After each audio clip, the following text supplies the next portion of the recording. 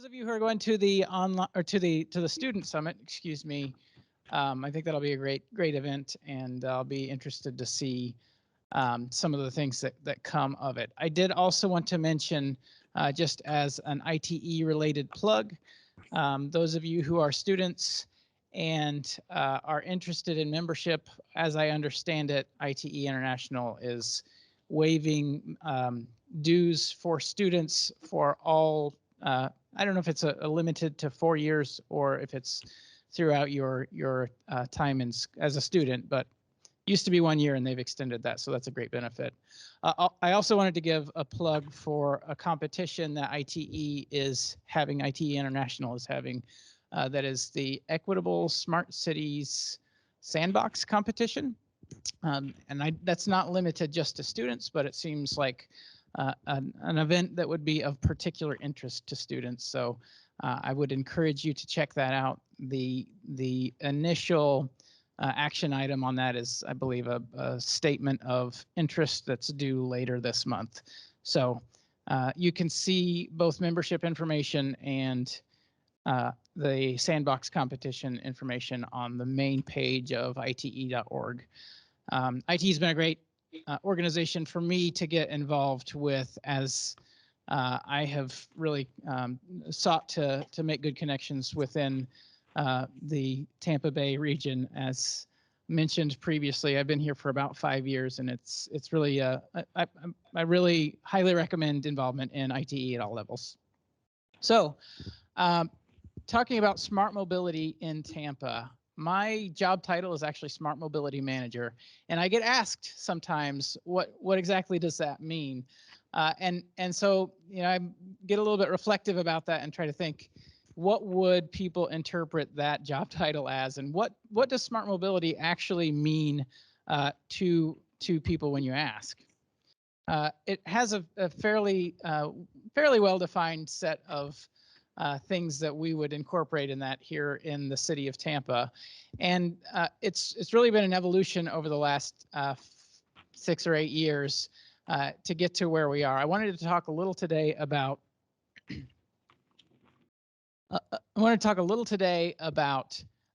our history with smart cities and with smart mobility.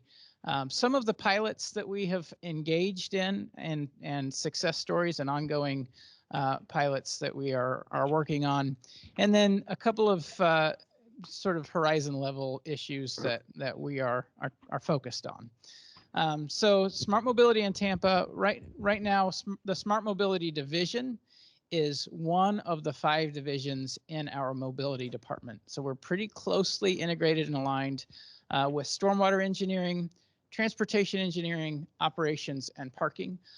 And we reorganized about 2 years ago in order to get better strategic alignment among those different functional areas of the city.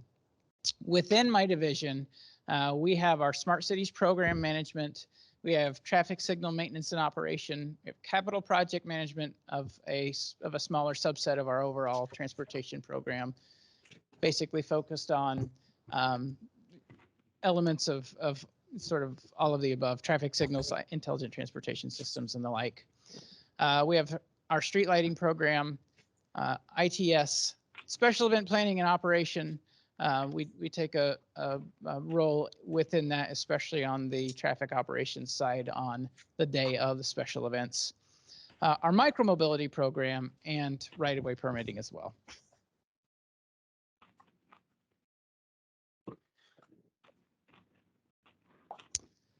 So how did we start out? How did we get here? I can't say that all of our strategies started with this sort of baseline document, but about 5-6 years ago, if you didn't know, the US DOT had a Smart Cities Challenge.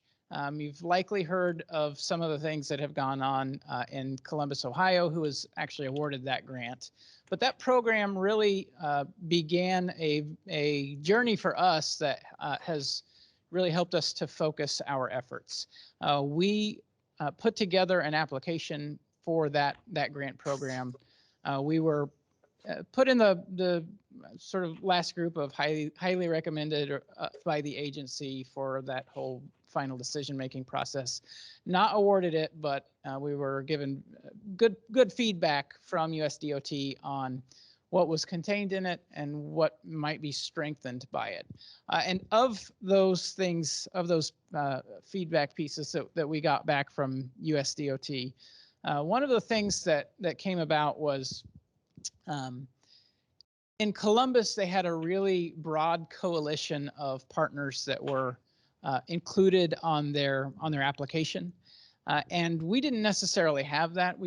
In our region, we had a lot of different agencies, a lot of different players that were working on similar things, but there wasn't necessarily a central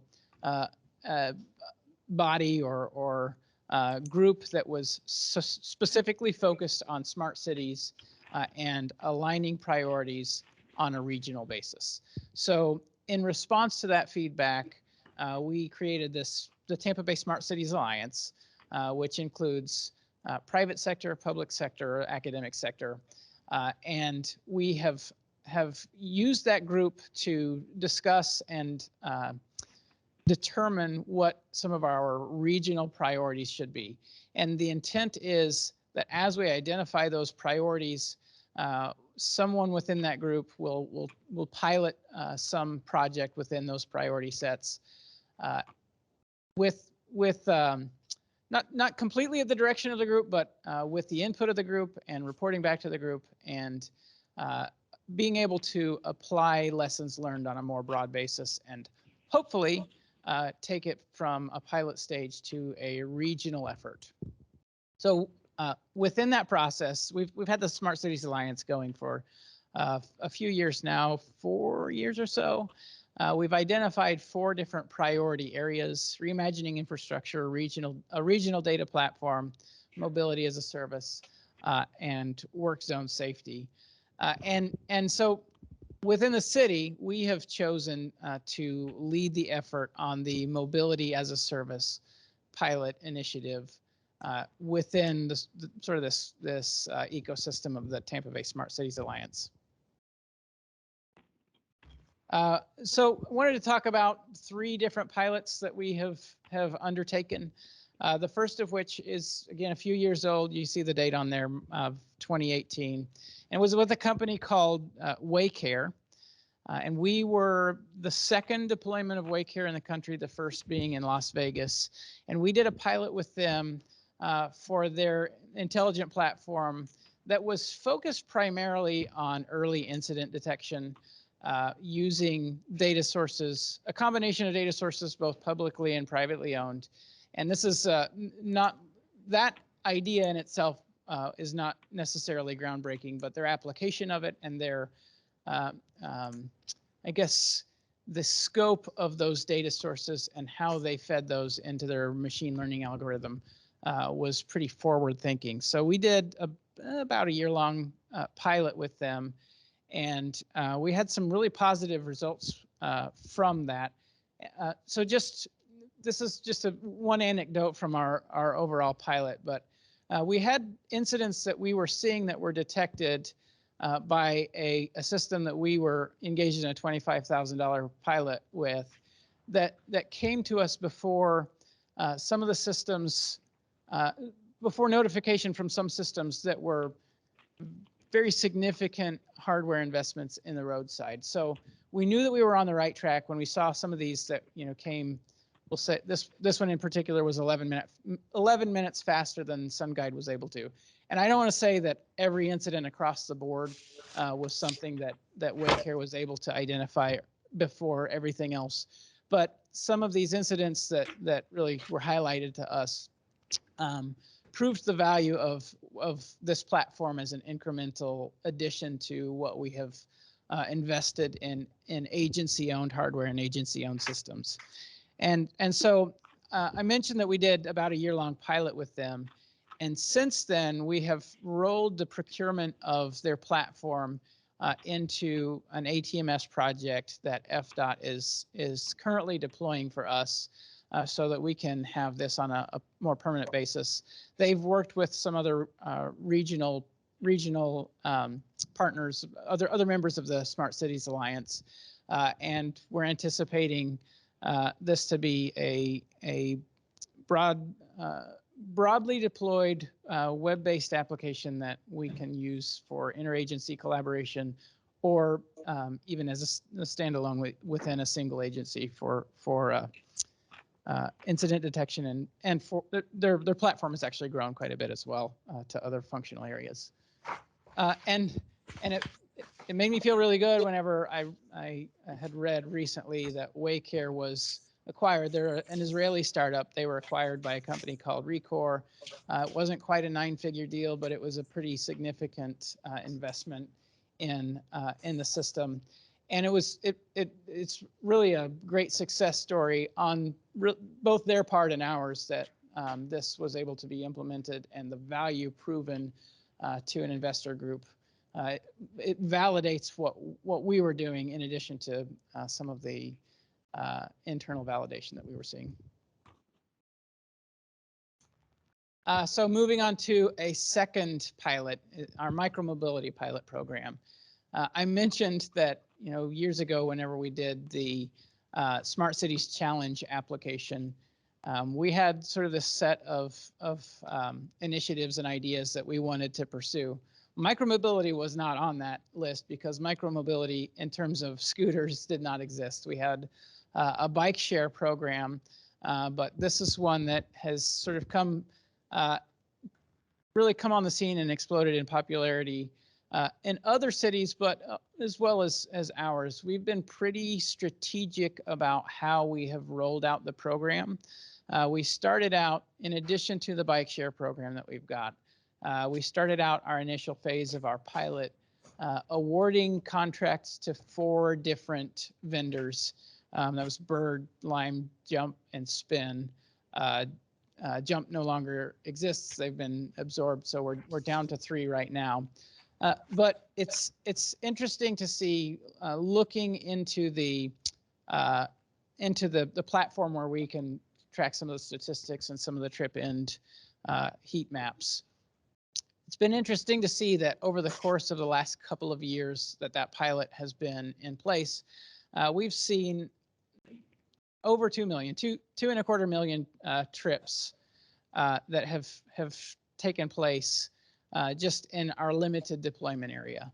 It paints a picture that these are being used. There's a lot of recreational use, but then also when you dig into some of the use patterns that we're seeing, they're a true mobility device that fills in a gap in demand that exists between what is reasonable for a car to take and what is reasonable to walk.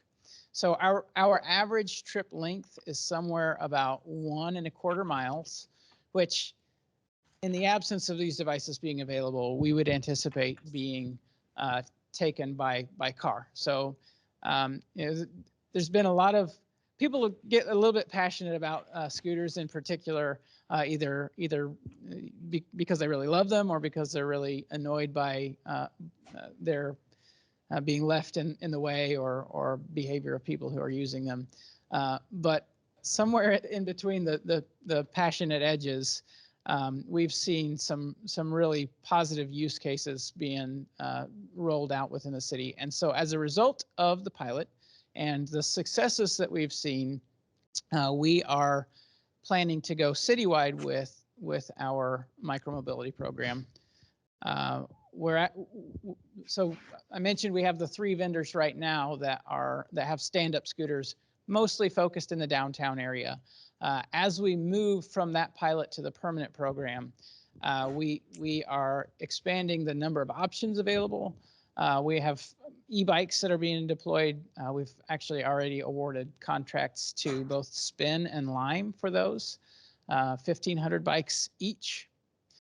We have along with that, we've got another category of e-bicycles with 2 seats or e-cargo bicycles. I'm not sure at this point. We awarded the contract to Hopper. I'm not sure at this point exactly what their balance is going to be between multi-seat e-bikes and cargo e-bikes. And then also seated scooters. If you haven't seen these, there are some that have been deployed. in St. Petersburg already by Razor. Razor got our contract for the seated scooters. And if you haven't had a chance to ride them, we actually had a couple of community events where we engaged in the community in a walking/scooter tour. And then also we did a road safety audit on these because the area that we were covering in the day was a little bit larger than what we felt like we could expect to cover on foot. And even just being out there for that road safety audit, there was a lot of interest, people stopping by and saying, hey, when are these going to be available for my use as well?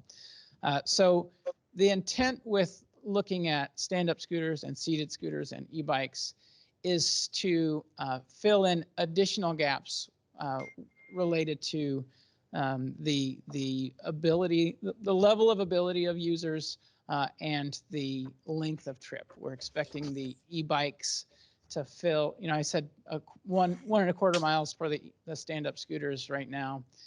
We're expecting e-bikes to be a little bit more attractive option for trips that are more in the 3 to 5 mile range. So those categories, the e-bikes, the seated scooters, the e-cargo bikes, those have been awarded. We are in the midst of procurement for the next round of contracts for stand-up scooters, which will then enable them to be deployed citywide. And as part of those, something that's kind of unique to our program, we're not the only ones in the country that have done it, but something that we have chosen to include as a requirement within this program is an adaptive vehicle fleet.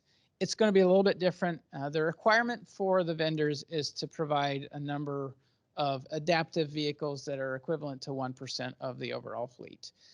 And we did not specify to them exactly what adaptive vehicles what they're going to look like, but they'll likely be some combination of 3-wheeled powered devices, perhaps like the ones that are on the screen, but some of the companies have demonstrated other devices, and even I think there are some scooter attachments that can be affixed to a wheelchair to have some powered operation of a manually powered wheelchair. So I'm thinking that this is going to be a popular thing. I'm proud that we took that we leveraged the opportunity to provide some usefulness to some of our end users that might otherwise not have that same opportunity. Moving on to the third pilot that I wanted to talk about, our mobility as a service pilot. And this is something that we have been working on pretty heavily over the last 1.5, 2 years. This, I mentioned, was a priority that was identified within our discussion with the Tampa Bay Smart Cities Alliance. And so if you don't know what mobility as a service is, it really is a suite of tools focused on centralizing mobility itself rather than the purchase of a vehicle and the purchase of a bus ticket and the purchase of a scooter trip. So integrating as much service in one central location as possible, whether that is several different modes or routing decisions or mobile ticketing.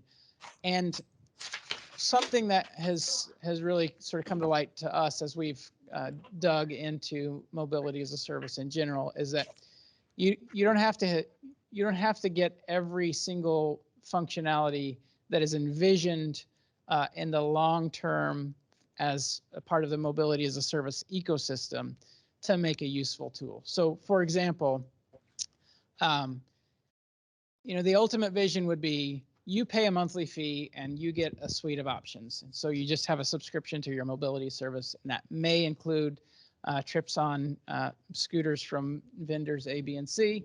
It may include a Zipcar subscription. It may include a monthly bus pass or a number of daily bus passes.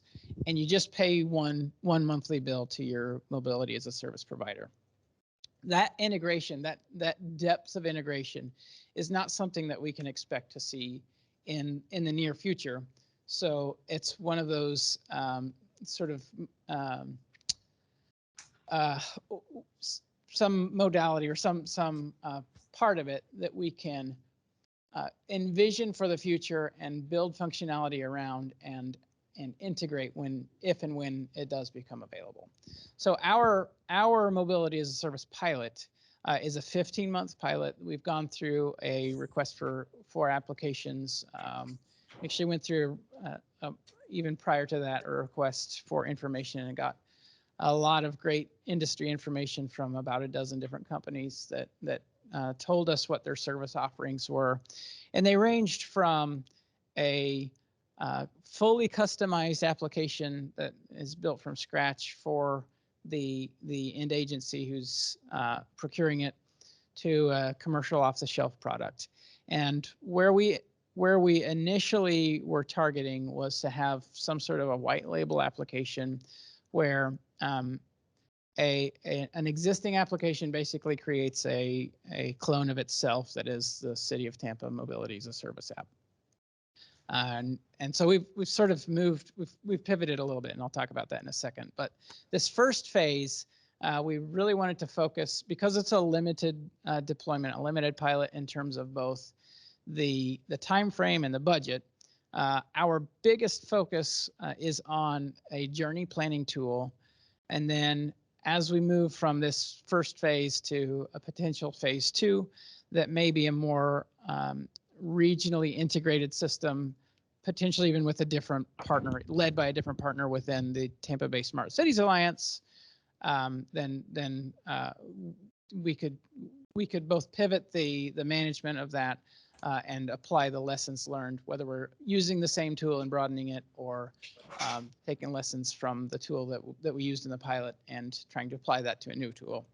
And then phase 3, which is sort of like, beyond the horizon at this point, is that what I mentioned with the fully integrated payment and potentially having some subscription functionality. So I mentioned our white label and branded application. We decided not to go after, primarily because of data ownership issues, data ownership management and liability issues. If we owned the app outright, then we also owned all of the personally identifiable information, and we had some liability for that. It's really within my division. That's not our core competency, but it is the core competency of Move It, who's the vendor that we did end up choosing. So what we've decided to do as we sort of pivoted was to invest resources in their commercially available app. So you can actually go right now and download their application, and it does have some existing functionality in Tampa. However, our investment is going to enable some additional development, and as well as to promote it as our City of Tampa preferred and partnered on application. And they have an existing customer base, which again was another issue that could potentially have made things with a white label application difficult, whether they can use the same user base and sort of direct them to this new City of Tampa app, or just keep them within the commercial app. So that was a benefit to us as well. And again, there's sort of a modular approach that as different vendors, as our micromobility program is awarded, if there are different vendors that are awarded a contract that are not existing in the Move It app, they have a pretty good development team that can come in and work with whatever vendor X might be that comes in the middle of our use of their application. So those were the 3 pilots, and I kind of wanted to talk real quick about some of the things that we're looking to in present and future. And one of those things that was highlighted by that Moss is cybersecurity issues. I gave a presentation at ITS America about cybersecurity issues in our operational technology layer, and how those are how those have changed over the last couple of decades, and things that we're anticipating, and what our thoughts are basically on cybersecurity. And so, I was sort of thinking back through my time in traffic engineering and thinking about early on, like 10, 15 years ago, what were cybersecurity threats out in the field. And I remember seeing some of these things where people would hack into a dynamic message sign, which at that time, hacking into it may have been open up the cabinet that's part of the trailer and just type into the keyboard. And these sorts of things seem somewhat innocuous and even amusing at times. But they have quickly escalated into things that are much more of a concern. About 3 years ago, there was a ransomware attack against Colorado Department of Transportation, as well as a ransomware attack against the city of Atlanta. And these sorts of things are, these are the sorts of things that I want to make sure that we are addressing whatever vulnerabilities we've got in the best way that we can. But then this one was just last year, and it really hit close to home. Some of you may have heard about it, but the city of Oldsmar was hit by a cyber attack on their water supply. And if I remember the details correctly, they had a chemical that was set to be added to the water supply at a certain amount. And this hacker came in and increased that chemical by 2 orders of magnitude. So 100 times what was supposed to be put into the water supply for treatment. And the way that it was caught was that someone was sitting in a terminal, literally looking at the screen as the outside infiltrator had made that change. So the person who was sitting there looking at the screen had the opportunity to fix that before it actually made any impact to the water supply itself. And those, I mean, that's not a sustainable way of monitoring your cyber threats. And so one of the things that we have done, again, I mentioned the ATMS project that is bringing on the Waycare tool for us. Something else that project is doing for us is integrating some endpoint monitoring devices to our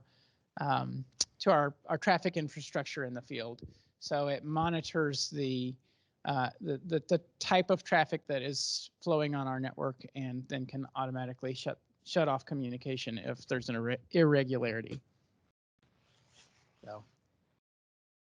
So been thinking a lot about cybersecurity lately, and just gathering my thoughts on it. Certainly, something that we are working on is even understanding our risks, so that then we know what resources are needed to apply towards solutions. We certainly don't want to be complacent. We want to leverage the expertise of others. There's several resources available to us that we have begun engagement with to try to both identify our vulnerabilities and look for next steps. And then to focus on all three of the sort of three-legged stool approach to cybersecurity: prevention, monitoring, and recovery. Last thing I wanted to talk about was things, again, that are sort of horizon level outlook things for us, and just keeping connected to the resources like ITE that keep us, that keep our perspective refreshed and keep us aware of some of the things that are coming our way. Things like advanced air mobility. We've actually joined the NASA Advanced Air Mobility Ecosystem Working Group, I think it's called. Oh, it says right on the screen. I guess I should have read it. But things that we're looking at that, again, you look back at that initial document that I had mentioned. We've had a lot of changes in the years since then, and we're anticipating a lot of additional changes as we move forward. we've worked with several different partners on things like advanced air mobility, just to try to get our to have an informed perspective on what to expect for new form factors, new companies that are wanting to do business in Tampa, so that when the time does come and it makes sense for us to engage in a pilot, that we're not having to start from scratch to figure everything out. So with that, that's really kind of the overview of what we do in my division, and I'd be very happy to take some questions.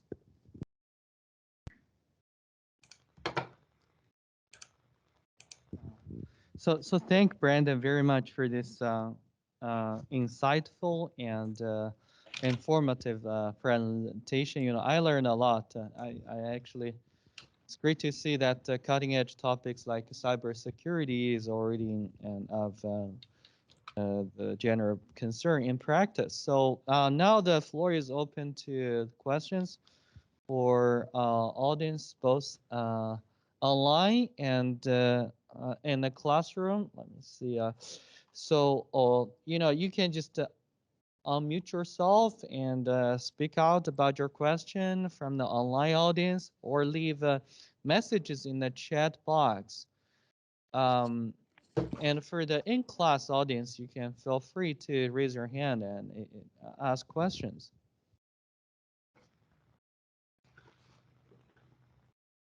Yeah, I think we got, sure, Eric, go ahead. Hi, Brandon. Thank you for the presentation. And just so you're aware, uh, I live in Tampa. However, I work for the NPO in Orlando. And so, just so you get a sense of, or a flavor for the questions that I'm asking, I got a couple.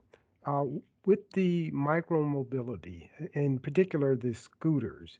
Uh, What ordinance regulations are in place within the city on how they can be used? Can they be used in the roadway, in bike lanes, or sidewalks? Is there a requirement or ordinance or anything that the city has in place? So generally speaking, that is defined in state law, and they are treated as bicycles. So our preference is that they use bicycle-specific infrastructure where possible. In practice, they end up getting ridden on the sidewalk, and that's just that.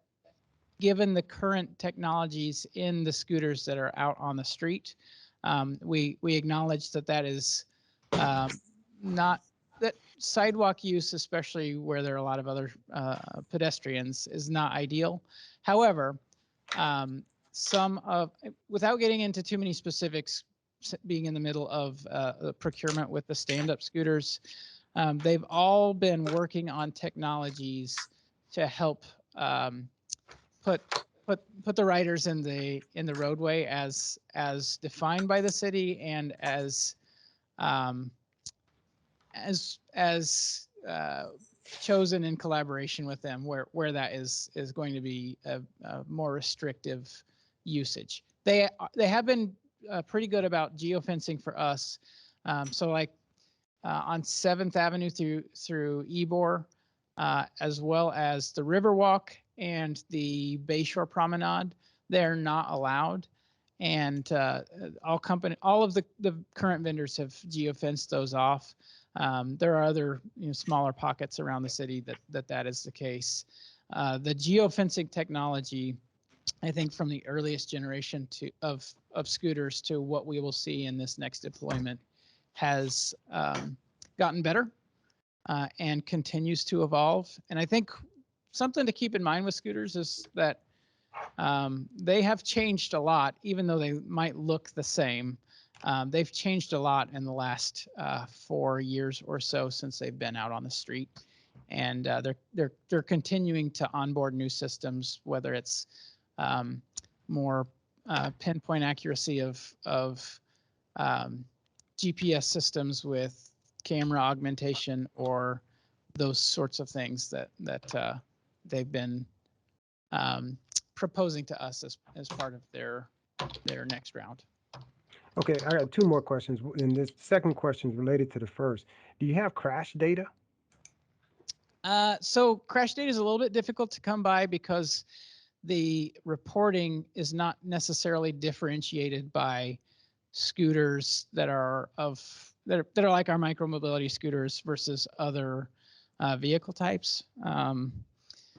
Though we do have some data. We've had, actually USF did a study for us, and part of that study looked at some of the emergency room statistics, and I mean there's a clear difference from before scooters were deployed to after of the crash types that they drilled down into. That there have been obviously some additional injuries, and so we're working with the vendors on ways to mitigate that. I know actually in the city of Miami, they have begun buckling down on helmet usage or lack thereof, and some of the vendors have done things like clipping helmets via a Bluetooth lock to every single scooter that's out on the right of way.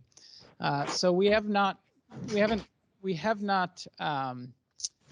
put that specifically as a requirement in the next phase, but there are strategies to help mitigate, and we're open to any sort of suggestions or discussion about that.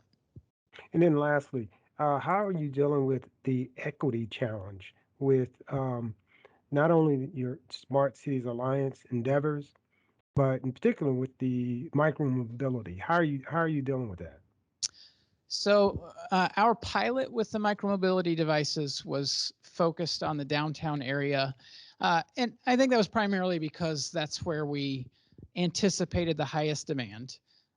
And so as we are moving from the pilot to the citywide deployment, we have divided the city into, I think, 15 zones altogether, where each company is going to be required to maintain a minimum number of scooters in each zone.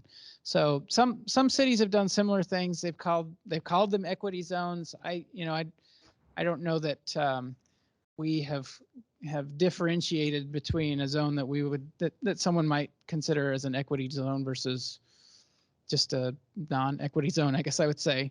But we do anticipate them being deployed in every area of the city, in part because, like I said, with that 1.25 mile segment length, we know that it's a good first mile, last mile solution to getting to public transit. Also, I guess on a related note, each of the companies has different ways of addressing other potential inequities, whether it is payment methods or smartphone access or other things that they have proposed to us as well. Thank you, Brandon. Appreciate it, and great presentation. Thanks, Eric. Any other questions? Yes.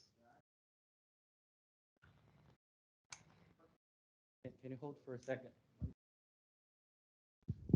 So first, thanks for a great presentation. I see a lot of great, interesting ideas inside.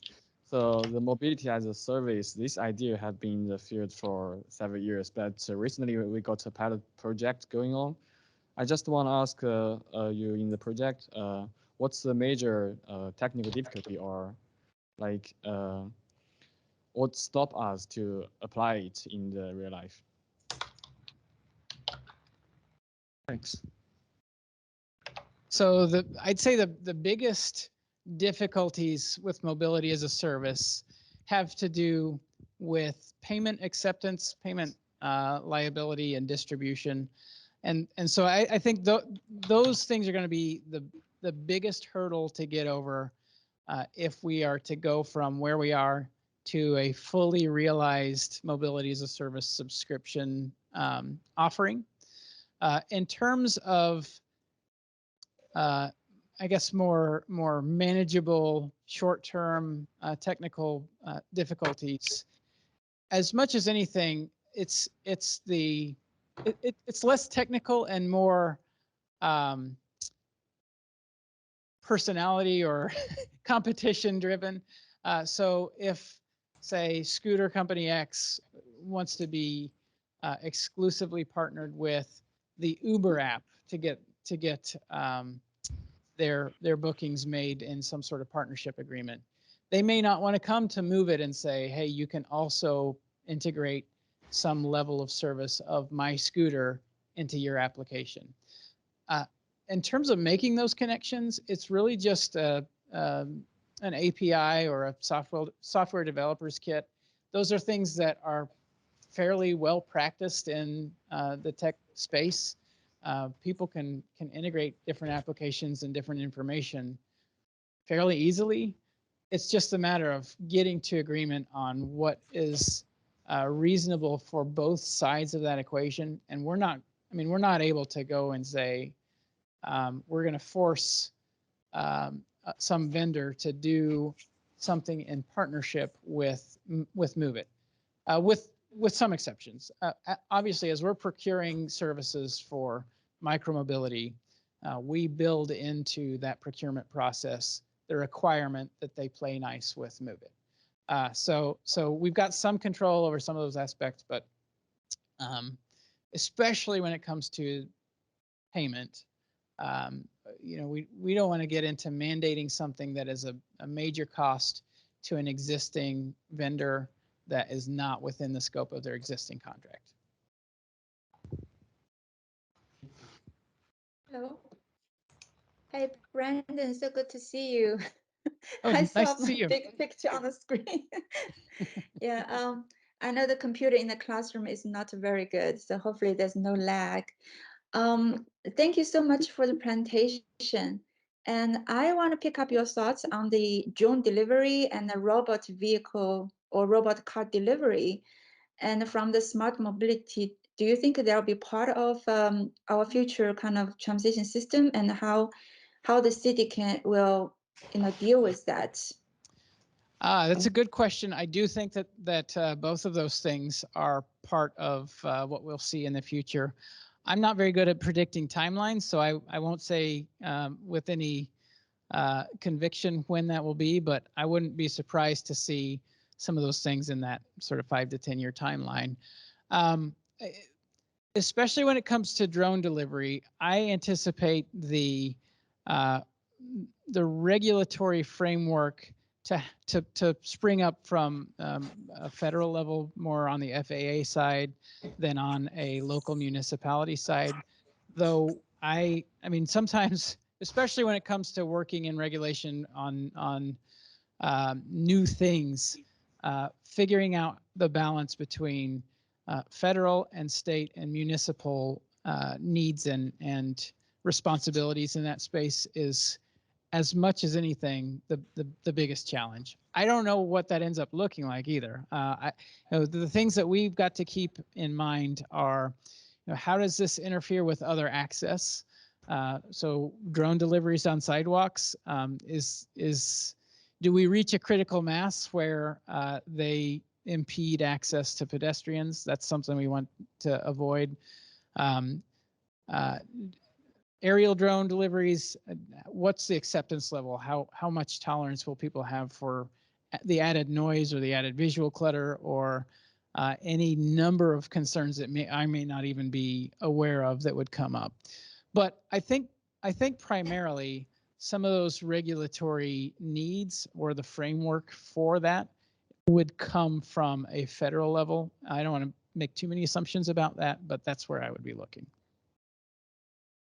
Just to follow up on that, do you foresee that the information will be exchanged between operators and also maybe traffic management center of the city? So is the question whether those AV delivery vehicles might have some preemption or control from our TMC? Not necessarily control, but at least I think should the TNC be aware of the operations of those robot vehicles? That's a good question. I think well, the answer is yes. To what level, I don't know, is appropriate. So with our micromobility devices, we don't necessarily see on the platform when they are in service, but we get usage patterns afterwards. We get locations where they're available, and again, that's part of that is protection of PII. It may be that we would mirror that with AVs of some sort. And it may be that we're just monitoring those as part of the overall stream of traffic. Right now, if you're driving a car down the road without any sort of connection at all, we can still see you. We're watching you on our CCTV cameras, and your flow is still contributing to what's being fed back to us. So I think I don't know how the regulations and requirements will be built into that ecosystem, but even in the absence of no required direct connection, we'll have some responsibility for making sure that things are continuing to go smoothly. Thank you so much. Okay, a couple of chat questions. So AC is asking, what is the future of AV transit in Tampa, larger shuttles and vehicles? When it comes to larger shuttles and vehicles and AVs, I don't know. I think that some of that's just going to end up being market driven. I think that partnering with our transit agencies will be important when it comes to that specifically. I don't know that I have any real clear insight on it, though.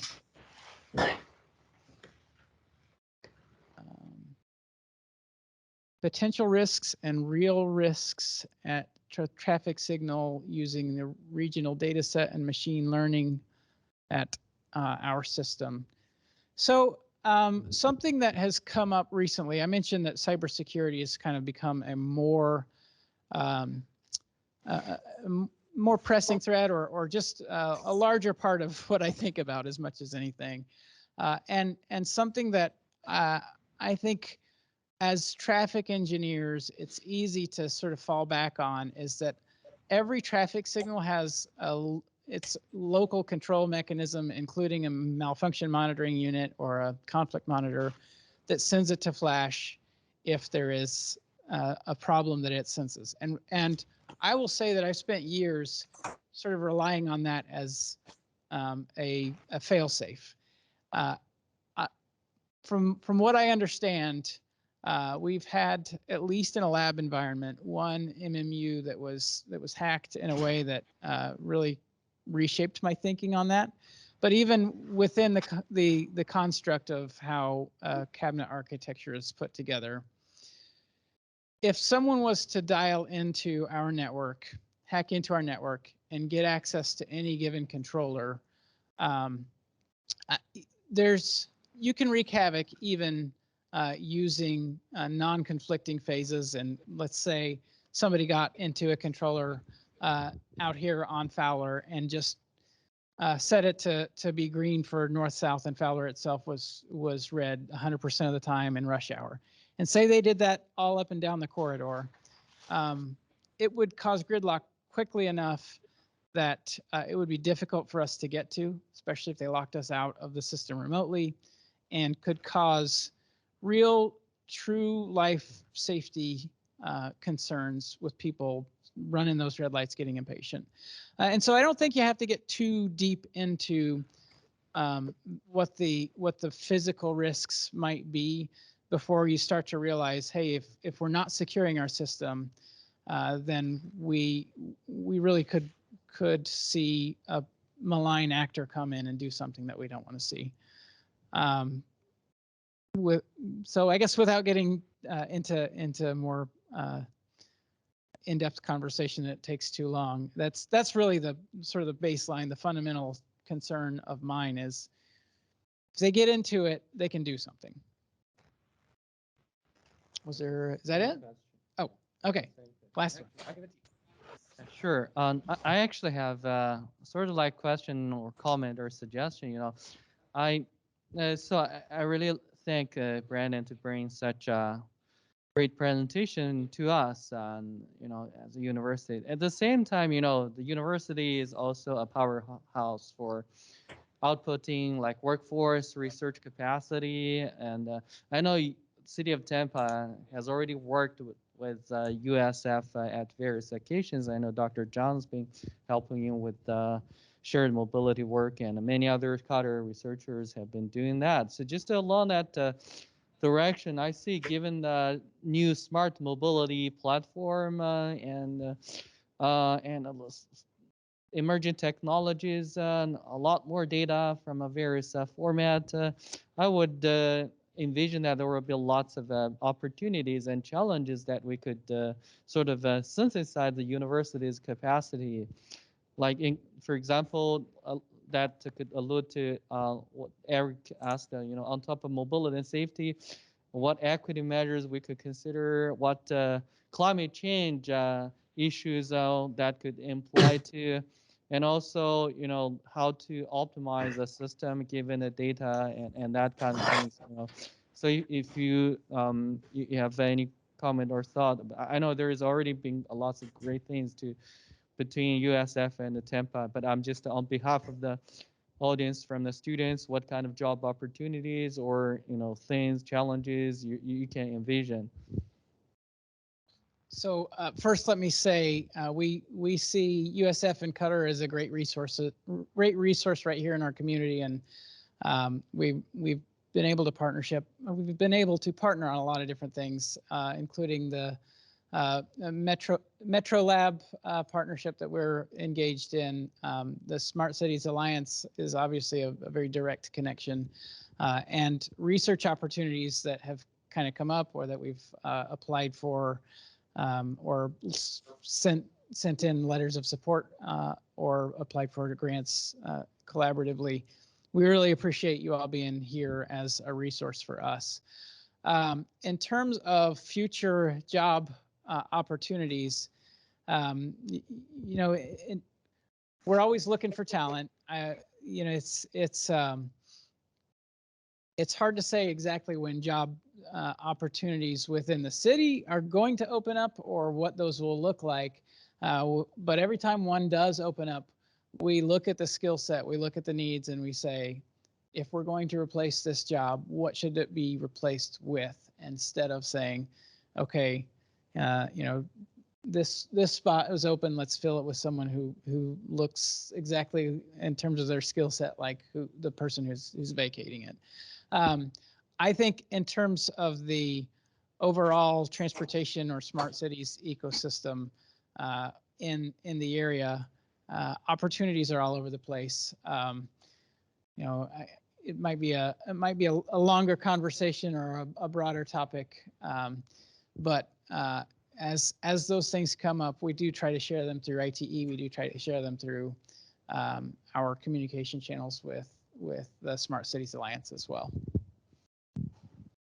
Thank you so much, Brandon, and I'm really excited to hear about that. And so I think it's about time, 2 minutes to the ending, but we really got a lot from this presentation, and very excellent presentation and good interactions. So if you have more questions or comments or suggestions, you can send us an email. And I can relay that to Brandon and the relevant colleagues. And with this, I want to give, hope all the audience give Brandon a round of applause. I can see the virtual applause going on. That's great. So that's about today's presentation. And I think for the people in class, there is a pizza, and please feel free to grab them on the way. Sure, I think today's session adjourns. We will see you next week if we find a presenter. Right. Dr. Lee, hi, this is Said. I just wanted to confirm on that. Do we have a seminar next week? Sure. I'll talk with you afterwards. Right now it looks like since we had some presenters canceled, and so we don't have this spot filled. But meanwhile, if anyone in this audience wants to make a presentation, students, please let me know in a couple of days. If not, I'll let you know the plan early next week. All right. Thank you. Thanks a lot. All right. Stay tuned. See you.